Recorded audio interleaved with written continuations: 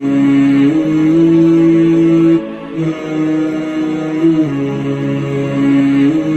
forget, like, subscribe and share to the famous scholar Mufti Inamullah Khalid. یا ربی صلی وسلم دائما ابدا على حبیبک خیر الخلق کلہم. حضرات درود پاک پڑھ لیں.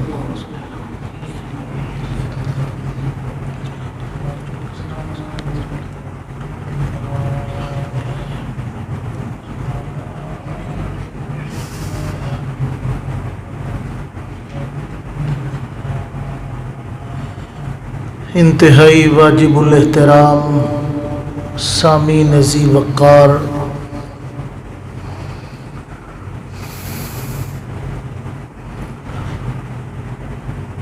ماہ رواں صفر المظفر 19 تاریخ سن 1444 ہجری اسلامی کیلنڈر پہ رواں دوا ہے.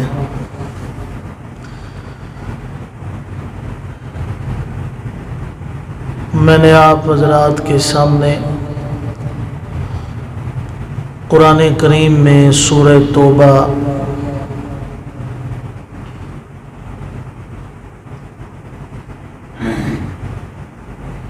کی آیت مبارکہ تلاوت کی ہے.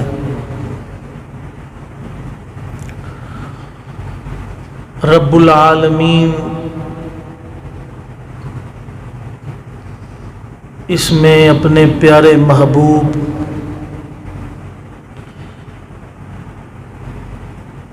سرور دو جہاں خاتم النبیین امام الانبیاء جناب محمد الرسول اللہ صلی اللہ علیہ وسلم کو یہ حکم فرما رہے ہیں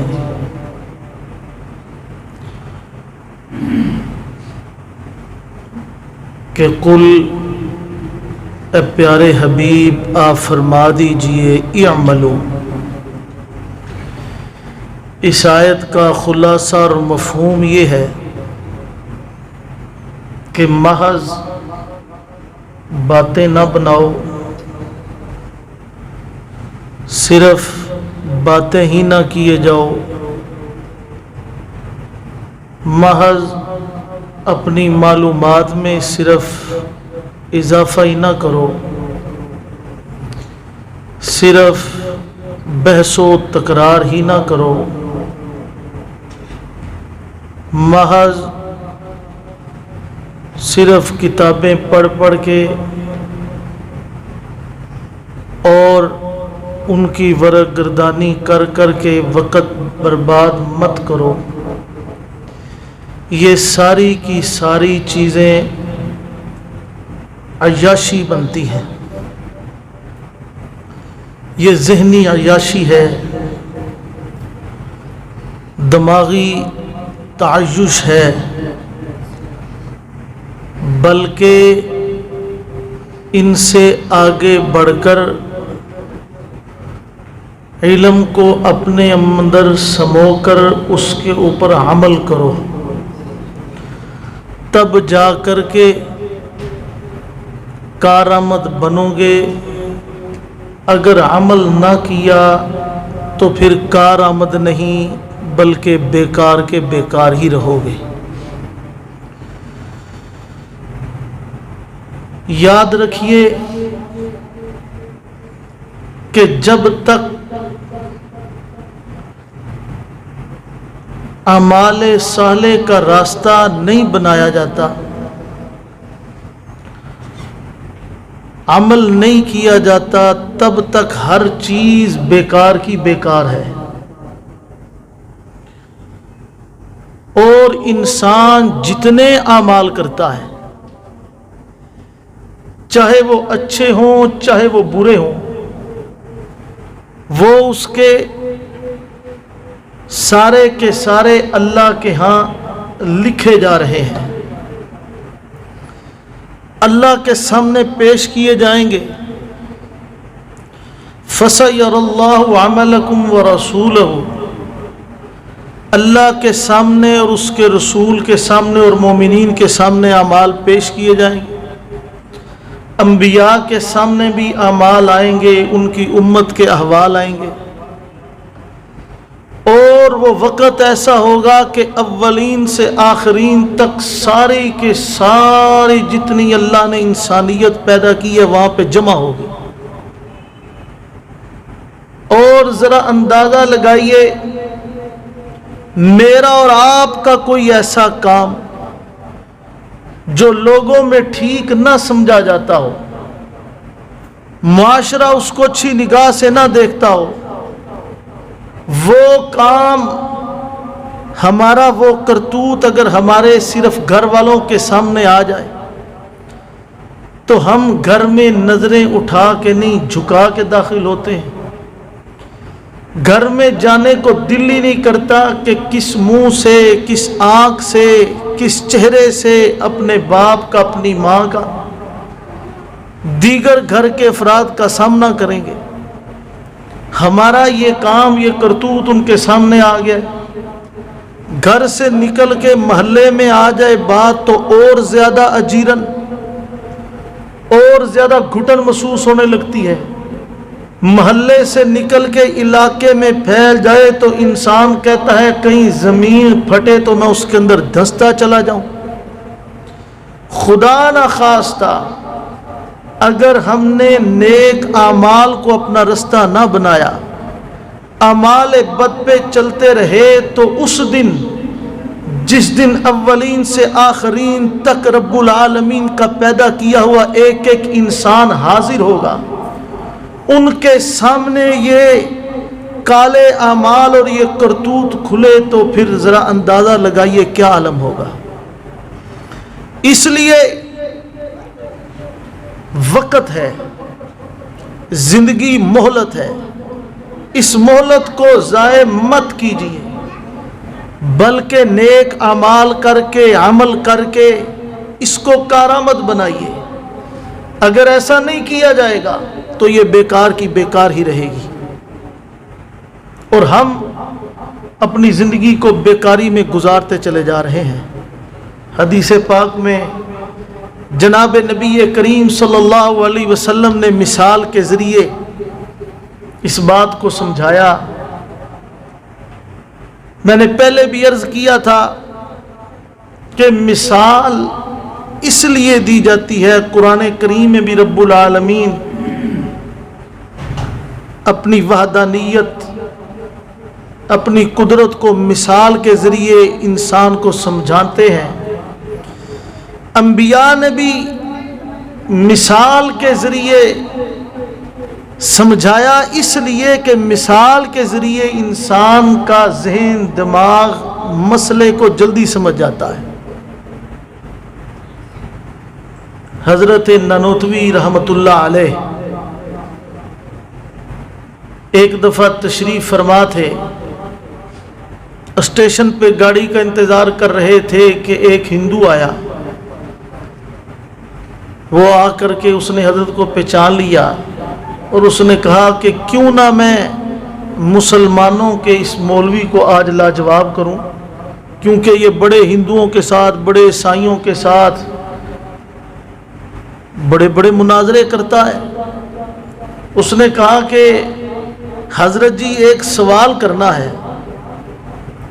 حضرت نے کہا بولو کیا سوال؟ کہنے لگا سوال یہ ہے کہ آپ مسلمانوں کا یہ عقیدہ ہے کہ اللہ تعالیٰ کے ہاں لوح محفوظ میں ایک ایک چیز انسان کی لکھی ہے. اب انسان اس دنیا میں آئے، 100 سال زندگی پائے، 60 سال پائے، 70 سال پائے، جتنی بھی پائے اس میں اس نے کتنی دفعہ سانس لیا، کتنی دفعہ آواز نکالی، کتنے پانی گھونٹ کے پیے، کتنے لقمے کھائے، اس لقمے میں کتنے دانے تھے، یہ سارے وہاں پہ درج ہوتے ہیں. کہا ہاں جی درج. کہا کتنے انسان آئے ہیں، چلے گئے ہیں، کتنوں نے آنا ہے، اور یہ پورے کے پوری زمین اور زمین کے درخت، یہ سارے کا سارا اس میں ایک ایک چیز محفوظ ہے۔ حضرت نے فرمایا محفوظ ہے۔ کہنے لگا حضرت کوئی عقل کی بات کریں، اتنی بڑی کتاب تو پورے آسمانوں پہ بھی پوری نہیں آ سکتی، حالانکہ اس میں تو ساتھ کے ساتھ آسمان اور اس کا احوال بھی اس میں درج ہے۔ حضرت کہنے لگے اس کا جواب میں دیتا ہوں، پہلے میری بات کا جواب دو۔ اس نے کہا بتائیے۔ حضرت نے کہا کہ تمہاری عمر کتنی ہے؟ کہنے لگا میری عمر 60 سال۔ حضرت نے کہا کہ تم نے جو 60 سال زندگی گزاری ہے اس کے تمام واقعات تمہیں یاد ہیں؟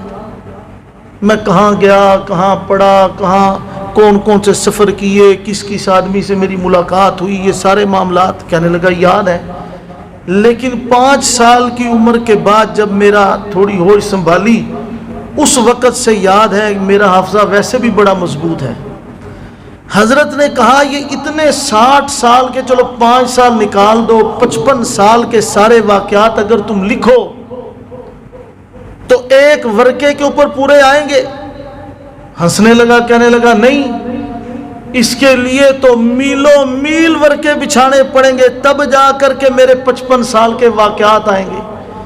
حضرت نے کہا اگر تم لکھو نہ، صرف بتاؤ تو کتنے ورقے لگیں گے؟ اس نے کہا ایک بھی نہیں۔ حضرت نے کہا تو جو واقعات بتانے ہیں وہ لکھے کہاں ہوئے ہیں؟ اس نے کہا لکھے نہیں، وہ تو محفوظ ہیں۔ حضرت نے فرمایا کس جگہ؟ اس نے کہا اس جگہ محفوظ ہیں۔ حضرت نے کہا تمہاری اتنی سی کھوپڑی کے اندر 55 سال کے اگر واقعات محفوظ ہو سکتے ہیں اور تمہاری اس کھوپڑی میں نہیں ہے، یہ بھی تمہاری خام خیالی ہے، بلکہ اس کے اندر کھوپڑی کے اندر کچھ خانے ایسے ہیں جو دیکھنے کا کام کرتے ہیں، کچھ خانے ایسے ہیں جو سننے کا کام کرتے ہیں، کچھ خانے ایسے ہیں کہ جسم کی حسیات کو محسوس کرتے ہیں، کچھ خانے ایسے ہیں جو مختلف جسم کے جو کام ہوتے ہیں، افعال ان کو کنٹرول کرتے ہیں۔ صرف 1 انچ کی اس کھوپڑی کے اندر ایک جگہ ہے جس کے اندر تمہارے یہ واقعات یاداشت کے طور پہ محفوظ ہیں۔ اگر وہ قادر قدیر تمہارے 55 سال کے واقعات کو اس 1 انچ کی جگہ پہ محفوظ کر سکتا ہے تو اس کے ہاں بھی ایک ایسی چیز ہے جہاں پہ وہ ساری کی ساری محفوظ ہے۔ یہ بات اس لیے بتائی کہ مثال کے ذریعے بات سمجھ آ جاتی ہے۔ آقا علیہ السلام نے صحابہ کرام کو ایک دفعہ مجلس میں بات سمجھانے کی غرض سے یہ بات عرض کی کہ ایک آدمی تھا، اس کے 3 بھائی تھے۔ کتنے بھائی؟ 3۔ ایک سب سے بڑا، ایک سب سے چھوٹا اور ایک درمیان والا۔ حضرت فرماتے ہیں کہ جب اس آدمی کی موت کا وقت آیا، آدمی کی موت کا وقت آیا تو اس نے اپنے بڑے بھائی کو بلایا، اس کو بلا کے کہنے لگا او میرے بڑے بھائی، تمہیں پتہ اس وقت میں کس کرب سے گزر رہا ہوں، میں کتنی تکلیف میں ہوں۔ بھائی کہنے لگا پتہ ہے۔ تو وہ اپنے بڑے بھائی سے کہنے لگا پھر بھائی جان میری اس تکلیف کو دور کرنے میں مدد کرو، آپ کو تو پتہ ہے نا میں نے آپ کے لیے کتنی قربانیاں دی ہیں، میں نے آپ کے لیے کتنی کتنی تکلیفیں برداشت کی، حتیٰ کہ مجھے اپنی بڑی بڑی نعمتوں کو آپ کے لیے ٹھکرانا پڑا تو میں نے وہ نعمتوں کو بھی ٹھکرا دیا آپ کے لیے، میں نے آپ کے لیے اپنا سکون تک بھی برباد کیا، میں نے آپ کے لیے نہ دن دیکھا نہ رات دیکھی تھی، میں نے آپ کے لیے کیا کیا کچھ نہیں کیا۔ بڑا بھائی کہنے لگا بالکل کیا ہے، اب کیا کرنا ہے؟ وہ کہنے لگا اب میری بھی کچھ مدد کرو، اب میں بڑی بے سکونی میں ہوں، اب میرا آخری وقت ہے، میری بھی کوئی مدد کر دو، میرا بھی کچھ کرو۔ وہ آگے سے بڑا کرخت جواب دیتا ہے، وہ کہتا ہے کہ میں نے تجھے نہیں کہا تھا کہ میرے لیے سب کچھ کر، تو اپنی مرضی سے کرتا رہا ہے، میں نے کبھی تجھے آواز نہیں دی، میں نے کبھی تجھ سے ڈیمانڈ نہیں کی تھی، تو اپنی خوشی کے ساتھ اپنی مرضی کے ساتھ یہ سب کچھ کرتا رہا ہے۔ اب مجھے جتلانے کی ضرورت نہیں، اب مجھے بتانے کی ضرورت نہیں، میں تیرے کسی کام نہیں آ سکتا۔ ہاں اگر تو کہتا ہے تیری تسلی کے لیے تیرے پاس بیٹھ سکتا ہوں اور کسی کام کی توقع نہ رکھنا۔ اس بھائی کی آنکھوں سے آنسو آنے لگ گئے، وہ زاروں کی طرح روتے روتے کہتے ٹھیک ہے، مجھے امید نہیں تھی تم ایسا جواب دو گے۔ وہ چلا گیا۔ اس نے اپنے درمیان والے بھائی کو آواز دی کہ میرے پاس آؤ، میری بات سنو۔ درمیان والا بھائی دوڑتا ہوا آیا۔ وہ آدمی کہنے لگا دیکھو نا، میں نے اپنی زندگی میں تمہارے ساتھ کتنے احسان کیے ہیں، میں نے تمہارے لیے کیا کیا نہیں کیا، مجھے اپنوں کے ساتھ عزیزوں کے ساتھ بھی لڑنا پڑا، میں لڑ گیا، لیکن میں نے تجھے پیٹھ نہیں دکھائی، میں نے تجھے اپنے سے بھی محبوب رکھا، میں نے تمہارے ساتھ کیا کیا نیکیاں نہیں کی۔ انہوں نے کہا، وہ بھائی کہنے لگا بالکل ٹھیک کہہ رہے ہو، اسی طرح کیا ہے۔ وہ آگے سے بھائی کہنے لگا آج میں مشکل میں ہوں، آج میرا آخری وقت ہے، خدا را میرا ساتھ دو، میری مشکل کو آسان کرو، میرے ساتھ کچھ سلوک کرو، میری کوئی مدد کرو۔ اس نے بھی آگے سے ٹیکا سا جواب دیا، اس نے کہا کوئی ڈیمانڈ نہیں کی تھی، اپنی مرضی سے لگے رہے، اگر تم نے کیا ہے تو احسان کیوں جتلا رہے ہو؟ ہاں اگر ہماری مدد چاہتے ہو، مجھ سے اگر مدد چاہ رہے ہو تو میں اتنا سا کروں گا، تمہارے پاس بیٹھ کے تمہارا دل بہلاتا رہوں، اگر تم مر گئے تمہیں جا کے گڑھے میں قبر میں دفنا دوں گا، اس سے زیادہ کی توقع مجھ سے نہ رکھنا۔ جب اس نے درمیان والے بھائی سے یہ ٹیکا سا جواب سنا تو وہ بیچارہ اور رویا، ہچکیاں بند گئیں، رو رو کے گڑ گڑا کے چھوٹے بھائی کو آواز دیتا ہے، کہتا ہے چھوٹے بھائی ذرا میرے پاس آنا، دیکھنا میں نے تیرے لیے کچھ نہیں کیا، میں نے ان دونوں کے لیے بڑی قربانیاں دی تھیں، میں نے ان کے لیے زندگی کا سکون برباد کر دیا تھا، میں نے ان کے لیے ہر ایک کے ساتھ ٹکر لے لی تھی، لیکن آخری وقت میں وہ دغا دے گئے، آخری وقت میں مجھے اکیلا چھوڑ کے چلے گئے۔ انہوں نے اتنا بھی نہیں کیا کہ جھوٹے منہ ہی کوئی مجھ سے تسلی دے دیتے، میرے لیے کوئی حوصلہ افزائی کے چند الفاظ بول دیتے، لیکن میں شرمندہ ہوں، میں بہت زیادہ شرمندہ ہوں، میں نے تیرے ساتھ ساری زندگی اچھا سلوک نہیں کیا، میں تیرے سے منہ موڑتا رہا، میں نے تیرے ساتھ ہر وہ کام کیا جو کسی اور کے ساتھ کرو تو وہ ساری زندگی منہ نہ لگائے، وہ منہ موڑ جائے، وہ چہرہ ہی نہ دکھائے، میں نے تیرے ساتھ بدسلوکیاں کی، میں نے تیرے حقوق کے گلے دبائے، میں نے تمہیں روندا، لیکن آج میرا آخری وقت ہے، میں التجا کرتا ہوں میرے لیے کچھ کرو، میری مدد کرو، مجھے لگتا ہے میں دنیا سے جا رہا ہوں۔ چھوٹا بھائی بڑے آرام سے سن کے جواب دیتا ہے بھائی میں تمہاری ساری بات سن چکا ہوں، بے شک تو نے میرے ساتھ بڑے ظلم کیے ہیں، تو نے بڑی زیادتیاں کی ہیں، لیکن میں تمہارے ساتھ غداری نہیں کروں گا، میں ان کی طرح تمہیں کوئی جواب نہیں دوں گا، میں تمہارے لیے ہر حد تک لڑوں گا، تمہارے ساتھ آج وعدہ کرتا ہوں تمہارا آخری وقت ہے، تمہیں چھوڑ کے چلے گئے، لیکن میں تمہیں چھوڑوں گا نہیں، جو جو بھی تکلیف آئے گی وہ پہلے میرا سامنا کرے گی پھر تیرے تک آئے گی، جو بھی مصیبت آئے گی میں برداشت کروں گا، اس مصیبت سے میں نبٹوں گا پھر تیرے تک پہنچنے دوں گا، فکر نہ کرو۔ آقا علیہ السلام نے جب تینوں بھائیوں کے حوال بیان کیے، آقا علیہ السلام نے فرمایا او میرے جان نثارو، او میرے پیارو، او میرے صحابہ کی جماعت، کیا تمہیں پتا ہے کہ یہ تینوں بھائی کون تھے؟ صحابہ نے عرض کی یا رسول اللہ اور اس کا رسول ہی زیادہ بہتر جانتا ہے۔ حضور نے فرمایا چلو یہ بتاؤ کہ جو پہلا بھائی آیا اس کے ساتھ اس کی گفتگو ہوئی، تو جو پہلے بھائی نے جواب دیا بڑے نے، وہ بھائی کیسا تھا؟ صحابہ اکرام نے کہا یا رسول اللہ یہ تو انتہائی غلیظ الفطرت انسان تھا، انتہائی غلیظ باتیں کی، یہ تو بالکل مردود قسم کا ہے، یہ تو بھائی اچھا ہے ہی نہیں۔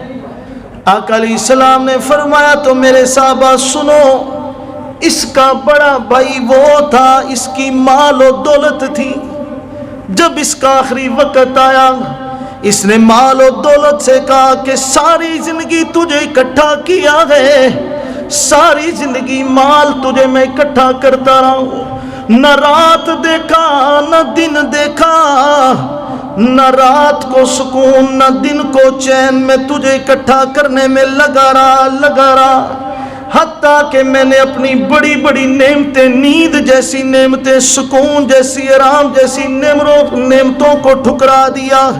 میرے اپنے بھی آئے ان کی طرف بھی توجہ نہیں دی، میں تجھے ہی اکٹھا کرتا رہا، میں تجھے ہی کماتا رہا، میں نے تجھے ہی جوڑا، آج میرا آخری وقت ہے، تو میرے کس کام آئے گا؟ تو مال پھر کس کام آتا ہے؟ اسی کام ہی آتا ہے کہ تمہارے ساتھ رہتا ہوں بس جب تو چلا جائے گا بس ختم۔ حدیث پاک میں آتا ہے جب انسان مر جاتا ہے اس کا جنازہ لے کے جا رہے ہوتے ہیں، ساتھ فرشتے بھی جا رہے ہوتے ہیں جنازے کے، فرشتے کہہ رہے ہوتے ہیں ما قدم فلان ما قدم فلان، کہ اس میت والے نے اپنے لیے آگے کیا بھیجا ہے، کون سے اعمال بھیجے ہیں، اتنے لمبے سفر کے لیے اس نے آگے کیا بھیجا، اس کا زیادہ راہ کیا ہے۔ لیکن حدیث پاک میں آتا ہے جو رشتہ دار عزیز و اقارب ساتھ جا رہے ہوتے ہیں وہ یہ کہہ رہے ہوتے ہیں ما اخر فلان ما اخر فلان، اس مرنے والے نے پیچھے کیا چھوڑا ہے، جائیداد میں کیا چھوڑا ہے، مال میں کیا چھوڑا ہے، پیسے میں کیا چھوڑا ہے۔ عزیز و اقارب کو اعمال کے ساتھ نہیں ہوتی، ورثاء کو اعمال کے ساتھ نہیں ہوتی، ان کو مال کے ساتھ ہوتی۔ تو مال نے ٹکا کے جواب دے دیا، اس نے کہا کہ میں نے تو نہیں کہا تھا کہ تم اپنی زندگی میرے لیے برباد کرو، تم نے خود کی ہے۔ اب فوراً ذہن میں یہ آتا ہے لوگوں کے کہ کیا پھر مال کمانا چھوڑ دیں، یہ بات نہیں ہے۔ حدیث پاک میں آتا ہے کسب حلال الفریضۃ بعد الفریضہ، کہ جس طرح نماز روزہ فرض ہے اس طرح حلال کمانا بھی فرض ہے، حلال کی کمائی بھی اسی طرح فرض ہے۔ مطلب اس کا یہ ہے کہ تم مال اکٹھا کرو، کماؤ، تجارت کرو، لیکن اس کے ساتھ دل نہ لگاؤ، اس کے پجاری نہ بنو، اس کی پوجا نہ کرو، اس کے پیچھے لوگوں کے ساتھ لڑا نہ کرو، رشتہ داری نہ توڑا کرو، ناطے نہ توڑا کرو، اس کے لیے اللہ کی مخلوق کو تکلیف اور عذاب میں مت ڈالا کرو۔ یہ مال کمانے کے لیے ہے، دل میں لانے کے لیے نہیں، یہ تو ایک ذریعہ ہے اعمال صالح کا، اللہ تعالیٰ نے اس کو ذریعہ بنایا ہے، یہ انسان کا خادم ہے، اور انسان کیا کرتا ہے، اس کو مخدوم بنا دیتا ہے اور خود خادم بن جاتا ہے، مال کی دنیا کی خدمت شروع کر دیتا ہے اور اس کو اپنے دل کے اندر بٹھا لیتا ہے۔ اور یہ ایک بات ذہن میں رہے کہ انسان کے جتنے اعضاء ہیں نا، ان سارے اعضاء میں سے واحد ایک دل ہے جو آخرت کا اعضاء ہے.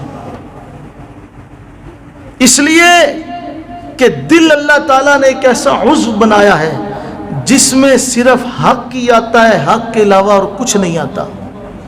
یہ الگ بات ہے کہ کوئی آدمی اپنی غلط فہمی سے کسی باطل چیز کو حق سمجھ بیٹھا ہو اور اس کی معلومات اتنی نہ ہو, یہ الگ بات ہے. لیکن دل تسلیم اسے ہی کرتا ہے جسے حق جانتا ہے, جسے سچ مانتا ہے. آپ حضرات دیکھیں کہ باقی جتنے اعضاء ہیں, اب حلال کمانا نیک عمل ہے. آپ ہاتھ سے حلال کمائیں گے تو ہاتھ حلال کماتے رہیں گے, حلال مال اکٹھا کریں گے, ہاتھ اکٹھا کرتے رہیں گے. انہی ہاتھوں کے ساتھ آپ رشوت اکٹھی کرنی شروع کر دیں, ہاتھ رکیں گے نہیں. ہاتھ وہ حرام بھی کمائیں گے, حرام بھی اکٹھا کرنا شروع کر دیں گے. اسی طرح اگر آپ ان آنکھوں سے اپنی ماں کو دیکھ رہے ہیں, اپنی بیوی کو دیکھ رہے ہیں, اپنی بہن کو دیکھتے ہیں پیار کی نظر سے, تو وہ عبادت ہے. آنکھ دیکھے گی, اسی نظر سے غیر محرم کو دیکھتے ہیں, حرام ہے, آنکھ اس کو بھی دیکھے گی, آنکھ تو نہیں باز آئے گی. کان ہیں, آپ ان سے نیکی کی باتیں سنتے ہیں, سن رہے ہیں. آپ اگر بدی اور برائی کی باتیں سنیں گے یہ تب بھی سنیں گے. پاؤں ہیں, آپ ان کے ساتھ چل کے مسجد میں جا رہے ہیں, یہ چلیں گے, آپ کو چلا کے مسجد میں لے جائیں گے. انہی پاؤں کے ساتھ اگر آپ کسی بری جگہ پہ جانا چاہیں, سینما میں جانا چاہیں, شراب نوشی کے لیے جانا چاہیں, یہ تب بھی چلتے ہوئے لے جائیں گے. لیکن دل ایسی چیز نہیں. آپ ہاتھ پاؤں کے ساتھ کوئی بھی برائی کر رہے ہیں وہ دل میں نہیں آئے گی. دل کہتا رہے گا کہ یہ برا کام ہے, دل کہتا رہے گا کہ یہ اچھا کام نہیں ہے. صرف دل ایسا ہے جو صرف حق کو قبول کرتا ہے, باطل کو قبول نہیں کرتا. اس لیے اللہ کے پاک پیغمبر نے فرمایا اس مال و دولت اور دنیا کو دل میں نہ آنے دو. صحابہ نے بھی تجارت کمائی ہے, صحابہ نے بھی مال کمایا ہے, لیکن صحابہ نے اس کو دل میں نہیں لائے, اس کی پوجا نہیں کی. ہمارا کیا حال ہے, ایک دن دکان نہ چلی, ایک دن کام نہ چلا تو ہمیں اس دن نیند ہی نہیں آتی, اس دن ہماری نیند ہی حرام ہو جاتی ہے, چین سکون برباد ہو جاتا ہے. کیوں؟ کہ ہم نے دولت اور مال کے ساتھ دل لگا رکھا ہے. جب اس کے اوپر زد پڑتی ہے تو دل پستا ہے اور سارے کے سارے جسم کا سکون برباد ہو جاتا ہے. ہمیں اس چیز سے اپنے آپ کو روکنا ہوگا. حضرت عبد الرحمن بن عوف رضی اللہ تعالیٰ عنہ آقا علیہ السلام سے دعا کے لیے, یا رسول اللہ میں نے تجارت شروع کی, دعا کیجیے. آقا علیہ السلام نے دعا دی. حضرت عبد الرحمن بن عوف نے دعا لی, کام شروع کر دیا, تجارت کرتے گئے. ایک وقت آیا کہ کتنے ممالکوں کے اندر حضرت کے کاروبار چل رہے ہیں, کارخانے لگے ہوئے ہیں. جب وہاں سے حضرت کا مال آتا تھا, پیسہ آتا تھا, کوئی لوگ اٹھا کے نہیں لاتے تھے, بلکہ کئی اونٹوں کے اوپر حضرت کا مال اور رقم اور دینار اور اشرفیاں اونٹوں کے اوپر لاد کے لائی جاتی تھی. پیسہ گھر کے اندر سنبھالتے جگہ نہیں بچتی تھی. حضرت عبد الرحمن بن عوف کہتے تھے اس کونے کے اندر ڈھیر لگا دو, سونے اور چاندی کے سکوں کے, زمین سے لے کے چھت تک ڈھیر لگے ہوتے تھے. اور حضرت کا اپنا حال یہ تھا کہ گھر میں طرح طرح کے کھانے پکتے تھے. 400 ایک وقت میں مہمان ہوا کرتے تھے. جب دسترخوان لگتا تھا, انواع و اقسام کے کھانے لگتے تھے. 400 مہمان ایک وقت میں دسترخوان کے اوپر موجود ہوتے تھے. حضرت عبد الرحمن بن عوف آتے تھے. میں پہلے بھی عرض کرتا رہا ہوں کہ یہ وہ جماعت نہیں جنہوں نے کتابیں پڑھی ہوں, جنہوں نے مطالعے کیے ہوں, بلکہ یہ نبوت کے صحبت یافتہ لوگ تھے. حضرت عبد الرحمن بن عوف دسترخوان پہ آتے, جو ہی دسترخوان پہ نظر پڑتی دل کانپنا شروع ہو جاتا, رونا شروع ہو جاتے. لوگ کہتے حضرت جی آپ کیوں رو رہے ہیں؟ خانسا میں پکانے والے کہتے حضرت آپ کس لیے رو رہے ہیں, ہم سے تو کوئی غلطی نہیں ہوئی. حضرت عبد الرحمن بن عوف رو کے فرماتے نانا مجھے تو آقا علیہ السلام یاد آ گئے. حضور کے دسترخوان پہ میں نے کبھی ایک سے دوسرا کھانا نہیں دیکھا تھا. میرا دسترخوان کھانوں سے لدا لد بھرا ہوا ہے. اللہ جی کہیں ایسا تو نہیں کہ مجھے جنت کی ساری نعمتیں اور آخرت کی ساری نعمتیں دنیا پہ ہی دی جا رہی ہیں, کہیں آخرت میں میرا حصہ نہ ختم ہو جائے. وہ کھانا دے کے اتراتے نہیں تھے, اللہ کو بھولتے نہیں تھے, آخرت کو بھولتے نہیں تھے, بلکہ جو مال کی بڑھوتری دیکھتے تھے تو اللہ کی طرف اور زیادہ مضبوط دھیان جاتا تھا, اللہ کی طرف اور مضبوطی کے ساتھ راغب ہوتے تھے. حضرت عبد الرحمن بن عوف اتنا روتے, ساتھ وہ 400 کے 400 مہمان بھی رونا شروع کر دیتے. یہاں اتنا روتے کہ روایات میں آتا ہے دسترخوان میں کھانا پینا اسی طرح پڑا رہ جاتا, سارے کے سارے اٹھ کے چلے جاتے. شام کا وقت ہوا, پھر دسترخوان لگا, پھر 400 مہمان اسی طرح بیٹھے. پھر حضرت عبد الرحمن بن عوف آئے, پھر دسترخوان پہ بیٹھے, پھر جسم پہ کپ کپی طاری ہو گئی, پھر رونا شروع کر دیا. پھر اللہ تعالیٰ کو پکار کے کہتے اللہ جی یہ دولت سے بڑا ڈر لگتا ہے, یہ اتنے بڑے بڑے دسترخوان یہ مہاجرین کو تو کبھی میسر نہیں آئے تھے, آقا کے پاس کبھی میں نے اتنے کھانے نہیں دیکھے. اللہ جی حضور کے اتنے پیارے چچا جن کو سید الشہداء کا لقب ملا تھا حضرت امیر حمزہ, حضرت عبد الرحمن بن عوف فرماتے ان کا حال یہ تھا کہ سید الشہداء کا لقب مل رہا ہے, لیکن دنیاوی اعتبار سے حال یہ ہے کہ کپڑا کفن پورا نہیں, سر کے اوپر کفن لے کے جاتے ہیں, پاؤں ننگے ہو جاتے ہیں, ٹانگیں ننگی ہوتی ہیں, ٹانگوں کو ڈھانپتے ہیں تو سر والا حصہ ننگا ہو جاتا ہے. وہاں پہ کپڑے کفن پورا نہیں تھا, آخر پہ سر کو ڈھانپ دیا گیا, ٹانگوں کے اوپر درخت کے پتے رکھ کے ان کو ڈھانپا گیا. حضرت عبد الرحمن بن عوف کہتے اللہ جی آج عبد الرحمن کے پاس اتنے کپڑے ہیں جو گننے میں نہیں آتے, ان کی تعداد بھی شمار کرنے میں نہیں آ رہی. اللہ جی کہیں دنیا میں ساری دولتیں دے کے آخرت سے محروم نہ فرما دینا. آقا علیہ السلام کے تربیت یافتہ لوگوں نے اس طرح دنیا کا مال بھی کمایا لیکن اس کو دل کے اندر نہیں آنے دیا. وآخر دعوانا ان الحمدللہ رب العالمین. اس مضمون کو اگلے جمعے انشاءاللہ یہیں سے. Thanks for watching Mufti Inamullah Khalid official YouTube channel.